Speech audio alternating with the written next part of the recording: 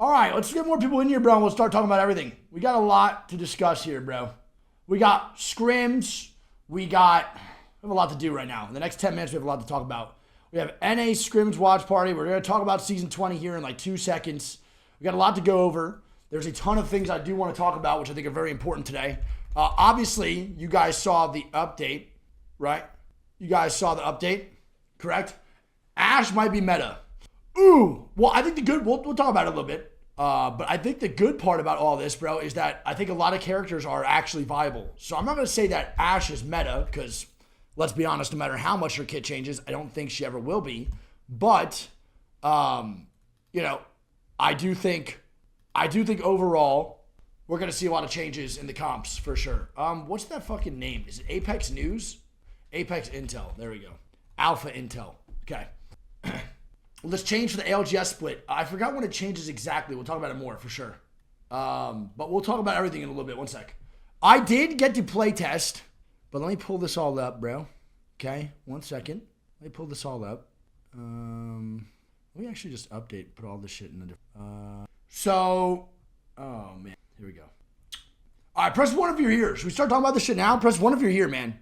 Press 1 if you're vibing the fuck out in here, man. Let's go. Let's start talking about all this shit, because I think we have a lot to talk about today, and I'm a little bit confused right now as to what I need to talk about, but I know what I do want to talk about. I know what I want to go through, but it's just hard to find all the sources. All right, so who saw all the Season 20 news?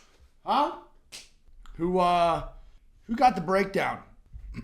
No? Okay. Well, to start off, bro, I got to play test Season 20. This is my, no joke, I think this is my first play test in probably, I don't know, many seasons. I have not been able to play test at all during any of the play tests because of just time, etc. And it was really, really hard for me to do so. So I didn't get a play test. This is the first play test. I had about like an hour or two to shoot some footage and stuff like that. I can't show you guys the footage, but I had like an hour to do all these little things I wanted to try in the firing range. And I will say that Season 20, since the changes of the classes that came to Apex, the most skill relics, the prime, and Bennett, really 10 months, this is going to be the biggest season we've ever had when it comes to just overall changes of the game. And yes, I lied to you guys about playtesting, obviously. Can't believe how many of you guys just cannot, how many of y'all are just going to keep falling for it? How many of y'all are just going to keep falling for it, dude? It's insane. I lied straight to your faces again. But I got to playtest Season 20. It was pretty fucking good. Again, I don't know how, people keep asking me these things before we get out of the way. I don't know how servers are going to hold up, right? I don't know anymore. I don't know how the drop's going to be, if there's going to be problems with the fucking servers, whatever it may be. I don't know. Those are things that I don't playtest. All I do is just playtest the content that's involved. Now, again, I will say that this is going to be the biggest season when it comes to overall changes for Apex Legends. Not even a question about it, right? We went from the skirmisher classes, control classes, and that was a big change. But now we have probably the biggest. For those of you who don't know, there's going to be a skill tree for each legend. Understood? Skill trees for each legend. Basically, you level up your armors, all that good stuff, or your evo, I forget what it's called, your shield something, I don't know, it's fucking weird. And then you get to choose on your first one which perk you want, right? And then you level up again, and then you choose which perk you want for that.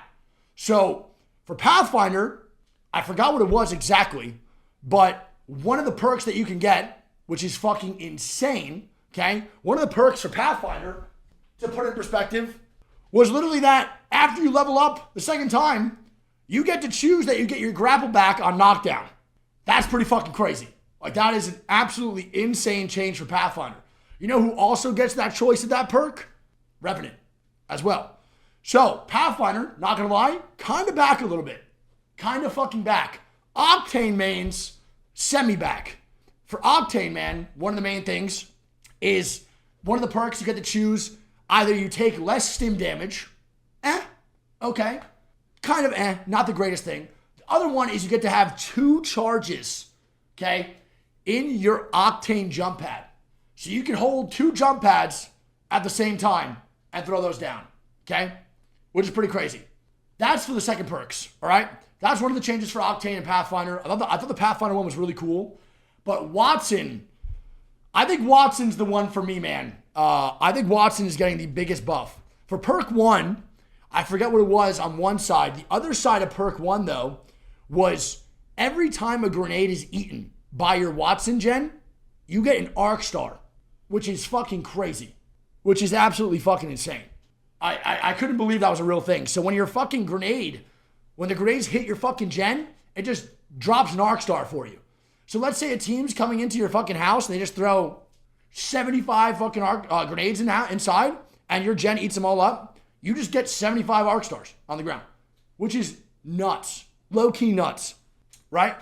And then on the second one, bro, okay, you either get double ult HP, right, and capacity. So your ulti is going to heal double, right, and have longer double heal you, and also have double HP. And then you could either choose to half in that, right, and just have 2 gens for a larger radius, which is pretty crazy. I think that's fucking insane too. I thought that was so fucking cool. Can't lie. Big fan of that change for Wattson. And then I would say the biggest one that I can't even lie. I want to say this correctly though, because I'm drawing a little blanks. But I think the biggest one, bro, is Bangalore, dude.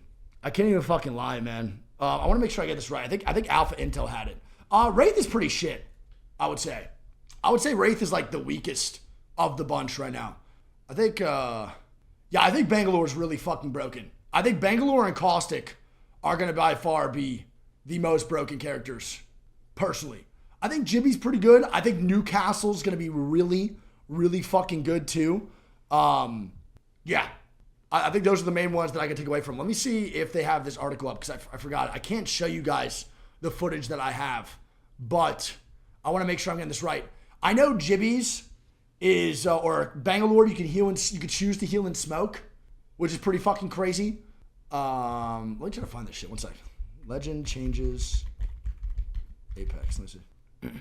I saw the rank changes. Again, bro, everyone keeps asking me about the rank changes too. I'm going to be completely fucking real here, man. I can give a fuck about the rank changes until we actually see it. I'm going to be real. I don't believe that for fucking anything. Not a fucking little bit, not a tad bit. I don't give a fuck about ranked. Until I play that shit, bro, I'm not believing in that one bit at all. Literally nothing, dude. I don't give a fuck what anyone says. I do not care. Blah, blah. Don't give a shit. All right? All right, here it is for Bangalore, bro. For Bangalore, this is the one I think is insane. Okay? Big Bang. For level 2, bro, you get to see ordnance through walls and death boxes, or you get to do 25% ult cooldown. So you get your ulti 25% faster.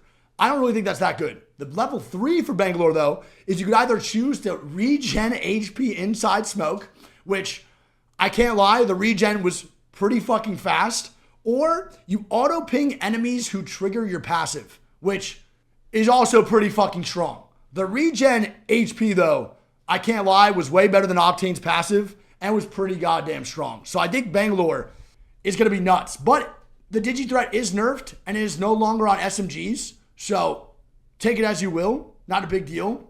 Caustic, though, is another one, man. So Caustic, for the first level, you could either increase tack throw range. And when it means increased tack throw range, brother, when I say like they are making these characters all just extremely strong, you are able to Tom Brady your fucking barrels, man.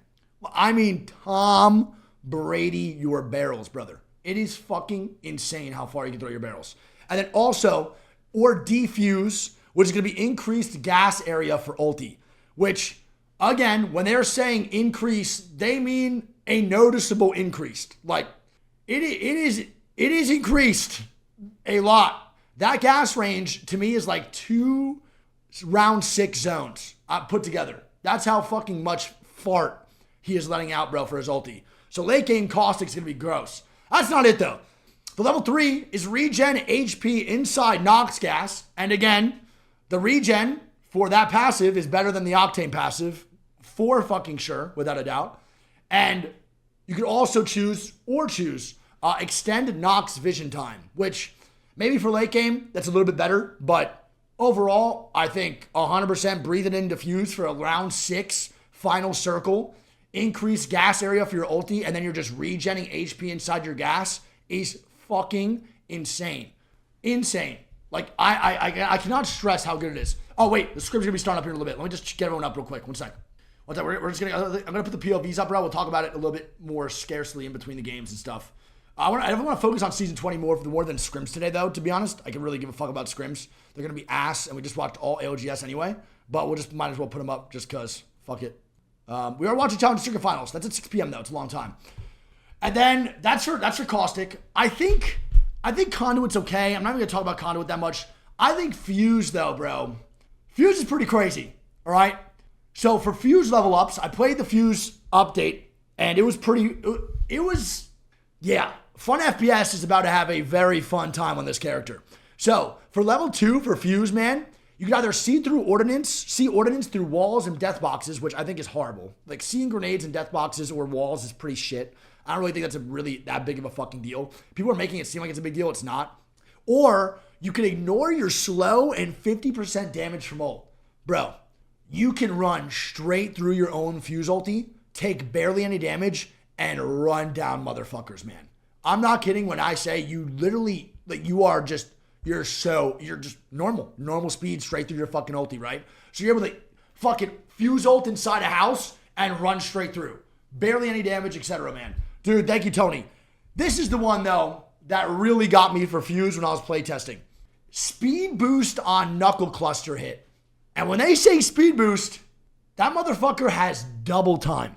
Like, double time. Like Bangalore double time, but has it when he hits a fucking Knuckle Cluster. It is, bro, you are moving. You're moving, brother. You are fast as hell. And then also as you just take less explosive damage from other grenades, which maybe late game, that's good. You just run in there late game, bro, and just take less damage from all grenades and shit. Whatever, not really that big of a deal. But I think the Big Bang and Explosive, bro, are crazy ones. Double time on cluster hit is fucking nuts. And then we have Gibraltar, man. Low-key support characters got fucking insane buffs, which you guys know me, man. I'm a huge fan. And Newcastles are mainly just fundamentally stronger kits. I don't think Newcastle's that crazy reading it, but when you think about it, Newcastle's really fucking good. So Jibby, for the first level, you can either revive your allies to 50 HP, so they're automatically revived to 50 HP, or you auto-reload shotguns on Nox. Which, yeah, that shit just sounds crazy. Like, that just sounds insane. And then the next level up is you get a smaller bubble, faster cooldown. So your bubble is a little smaller, but it stays, bubble's a little smaller, but it just has a less cooldown, right? But then you go to the other side to bubble bunker that you could choose, and your bubble can stay up for longer, 4 seconds longer, man. Which you get to choose. Do you want a smaller bubble with a faster cooldown, or do you want a longer bubble for an extra 4 seconds? It's pretty cool. They're giving you options. And speaking of options, bro, this is going to be, I think, one of the biggest game changers as well for the current comp that we are seeing in Apex Legends for professional play. And it is 100% Catalyst, bro. 100% Catalyst. Let me find the Catalyst one, man. I think the Catalyst one is so useful for pro play. For the first level up, okay, for Cat, Tempo, thanks for the raid, love you. You could either get increased spike throw range, and again, when it says increase, if you see increase in any of these perks for any characters, they are buffing that shit into oblivion on steroids. You're actually, when you're playing Catalyst, bro, a Feral Throw, you're doing a 3-step drop back, Hail Mary, full of fucking grace, bro, 80 goddamn yards down the fucking field. You throw that motherfucker. Or you get +1 max after active spikes. So you have an extra spike on the ground before, like Catalyst before she was nerfed. Okay? But this is the game changer here. And I'll tell you why. Level 3 is either you increase your Dark Veil length or you increase your Dark Veil lifetime. Again, you get to either choose to make your cat wall longer or stay up longer. So let's say you're in a late game and you have not upgraded your perk yet, right? You're playing Catalyst. You're going into a round 5 where you need a longer cat wall. You just choose long form. And when it says increased Dark Veil length. Bro, it is long as fuck, bro. It is so long. And the increased Dark Veil lifetime, I believe, is almost like 20% longer, stays up. So you're able to choose if you need a wall to put yourself in a pocket for a longer amount of time to reset in those endgame zones, you have that option. If you need to actually just send that shit and you have a far ass rotate, let's say from like, I don't know, bottom of wall in that no name up to wall towards that fucking big mountain house, you're able to reach it, bro. Not maybe that far, but you're able to get way farther than you're going to be. Pretty fucking sick. I think Catalyst is going to still be picked a lot. It's pretty damn good. But yeah, I think Ash is pretty shit. I know Alex is saying it. Ash is okay. I think Bangalore is still really good. I think Ballistic is pretty ass. Like look at Ballistics, bro. They definitely didn't do a good job with him at all. You could either choose to see ammo and death boxes or reveal care packages. And then level 3, you either could see, you either have smart bullet duration tripled or +1 tack charge. Low-key shit. One fun one, though, I think for pubs is going to be Mirage. When I was playtesting Mirage, I was kind of having fun, dude. I think he's going to be pretty good for pubs. I'm not even kidding. So Mirage has +1 ult decoy with a 30-second cooldown, okay? So you get one more plus ult decoy. It's not really that great. Or you revive allies with HP regen. And don't forget, when you revive allies with that HP regen, when you re-res them with Mirage, they're invisible. So they're going to be regenning HP while they're invisible, bro. That's a fucking huge pick-me-up, right? Or, okay, Bamboozle bonus. Bamboozle refreshes tack, which is insane. So every time someone's bamboozled, you could spam another clone. Or you have +1 tack charge, so you can run at people with 2 fucking clones and then you. Low key, pretty fucking sick. I thought the Bamboozle refreshes tack is so good, and the revive allies with HP regen is so fucking good, man. I think for pubs, that is 100% a viable character now. Definitely not for comp.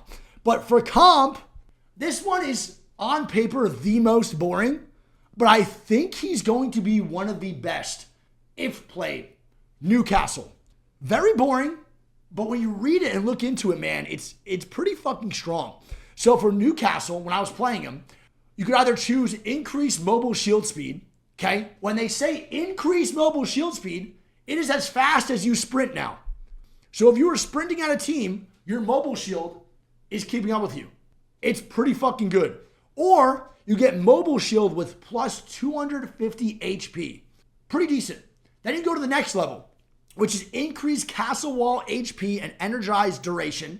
And when it says increased, that Newcastle wall is strong as fuck. The energized duration, who gives a shit? But it is strong as fuck, my guy.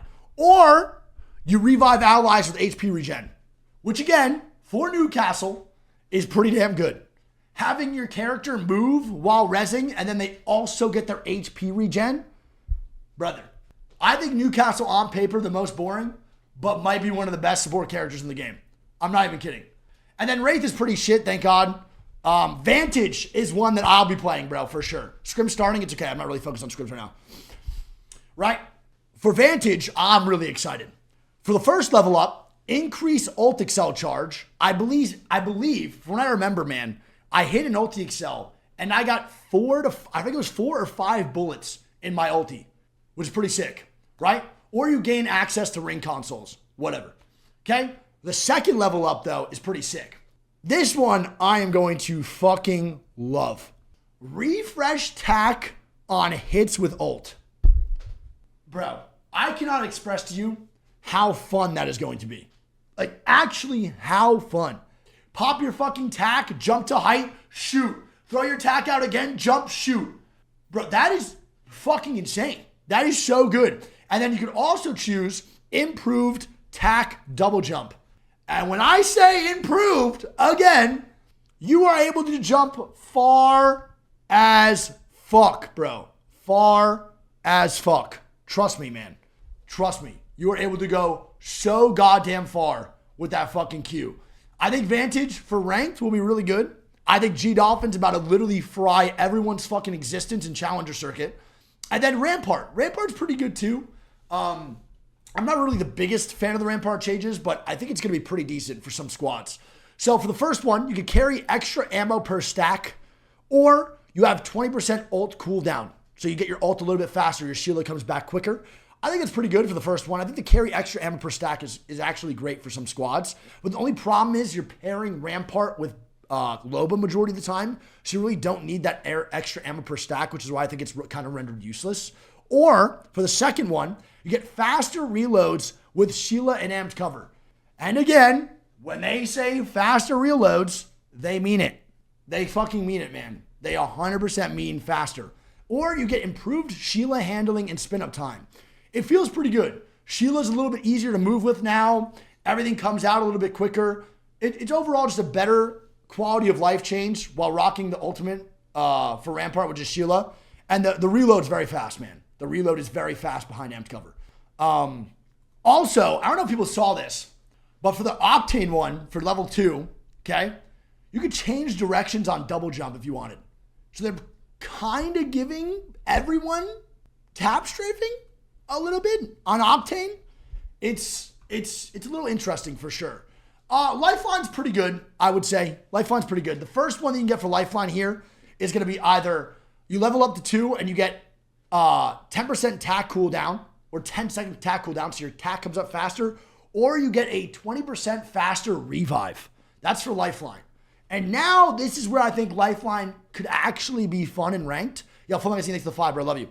For the next level up for Lifeline, the next ulti you get for Lifeline will be a supply drop, which is a guaranteed weapon inside of it, bro. Or you get a self-revive, which, interesting.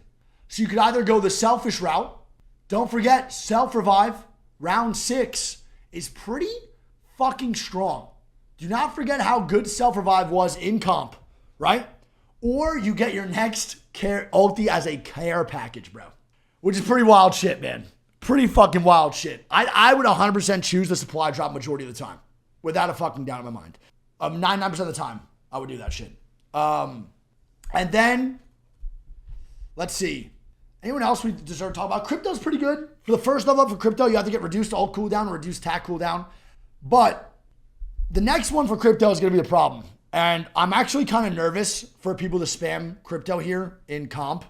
You get a 50% passive and ult range increase, or you call out squads and area on drone deploy. But when I tell you that this man's ulti is the size of like 40% of Skyhook, I mean it. If you put his ulti in the middle of Skyhook, I think it's hitting like 40% of Skyhook, bro.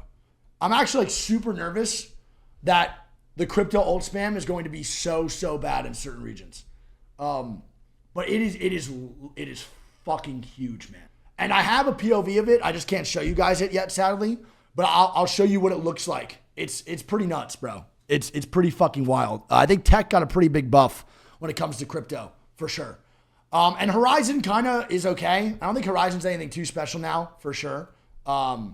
Horizon now has, I wasn't really too worried about her after this. I'm kind of happy about it. The Horizon one is, one sec. Let me find it again. Horizon 1 for the first level is see ammo in death boxes or see ordnance through walls and death boxes. That's low-key shit. Or the next upgrade is a faster 40% ult cooldown or reduced tack cooldown. I'm going to be real, man. That's pretty fucking ass. I'm kind of happy, though. Fuck Horizon. You know the vibes. Literally don't give a fuck about Horizon at all. Kind of low-key, a very strong legend already. Just getting weaker perks to make her just not as useful. And then Loba was pretty good, too. So Loba, I think, might be paired up with Rampart here a lot more going into the comp scene. You can either, Loba could take extra items for the black market or black market range increased, which I think, again, when they say increased, it is increased a lot. They are not lying when things are literally changing like that. And then the next level upgrade is increased tack height and range. And again, when they say increased, Loba is literally Tom Brady in the pocket. She is chucking that motherfucker, bro. You are gone. Or you get reduced tack cooldown, which I don't really think they're making Loba a movement character, which is good. They're kind of focusing more on her black market, which is a great thing because they're leaving the movement to like Octane, Revenant, and Pathfinder, which all have ones that complement their movement, and they're leaving the support character more of a support, which is great. But Loba in ranked would be great, for sure. I did try Caustic. Caustic's very strong. Now, that's pretty much it for the Legends upgrades, which I think is the biggest change we'll ever see in Apex ever. I don't think we'll get another change like this, bro, for the next 5 years as well. But I want to talk about some things really quick too here. One sec. Show my bad. Yeah, hand case is 12 months. I want to talk about something really quick too. Oh, Bloodhound as well. Yeah, there was a Bloodhound change. The Bloodhound change was pretty good. I don't think it was anything too crazy. The Bloodhound change was, let's see. The Bloodhound change was, it was okay. I don't think it's gonna make Bloodhound like extremely viable. Seer is pretty good too. I forgot to talk about Seer. Seer also might come back to meta a little bit. But for the Bloodhound one, we have White Raven's charge ulti, or to get reduced tack cooldown. Then for the next one, you get either double tack full body scan duration or 25 HP per knock while in Beast of the Hunt. That's the one where I think it might be a little viable. I just don't think that viable in comp, but I do think that Bloodhound perk is going to be really viable within ranked, for sure. No doubt about it. And then the Seer one's pretty good. Let me see the Seer one. I forgot what that was too. I don't think Seer's going to be meta, but I think he could sneak back into some teams.